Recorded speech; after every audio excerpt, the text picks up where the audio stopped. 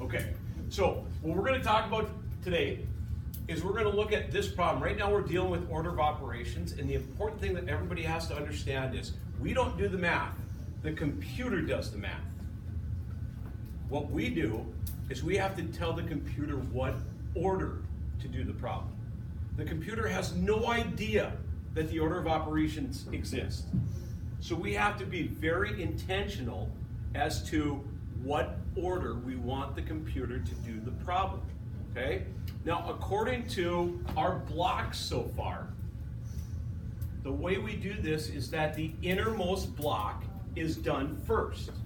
So if we're going to look at 4 plus 5 times 2, what is the first thing? If we want to communicate to the computer and we're considering the order of operations, what is the first thing that we need to do? Yeah? 5 times 2. 5 times 2. Okay? And then we want to take 5 times 2, and then what's the last thing that we want to do? Yeah? Add them together. Add the value of 5 times 2 to? 2, 4. Perfect. So here's how we do this. We need two functions to do this problem. We'll need an addition function and we'll need a multiplication function.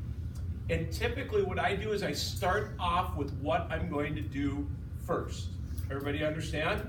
Okay? So I want to do 5 times 2 first. So I would grab a multiplication function,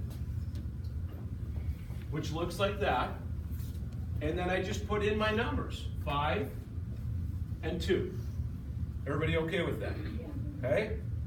Now, if we can think of this as every function is a parenthesis. Now, I know this problem doesn't actually have a parenthesis for 5 times 2, but is there an implied parenthesis in this problem? Yes. So we have to be very, very specific. If we just put in 4 plus 5 times 2, the computer is just going to run it from left to right. Okay? So we have to be specific. This is like a parenthesis.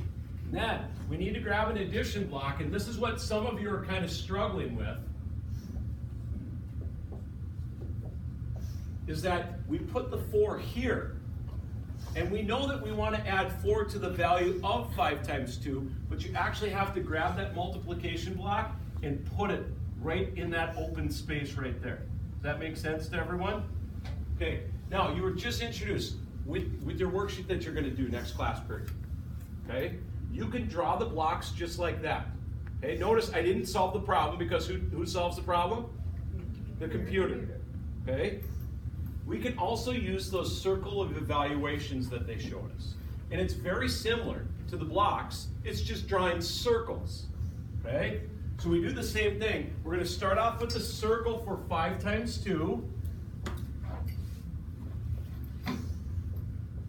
And notice we would have to put in the 5 and the 2. And, you know, in our real math, 5 times 2 is the same thing as 2 times 5.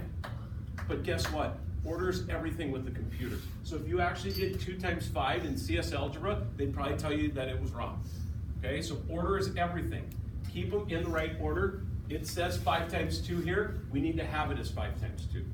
Okay, then we need another circle. And this circle requires 2 inputs, just like this block right here requires 2 inputs. Okay, we have a number here that we're putting in, and then we're putting in the multiplication sign. In this one, we grab the addition sign and we put in the 4. Everybody okay with that? Okay, now here's Racket. And Racket's that text-based language. And you'll notice how every parenthesis is a function. So this is what Racket would look like. They actually put the symbol that you're using first.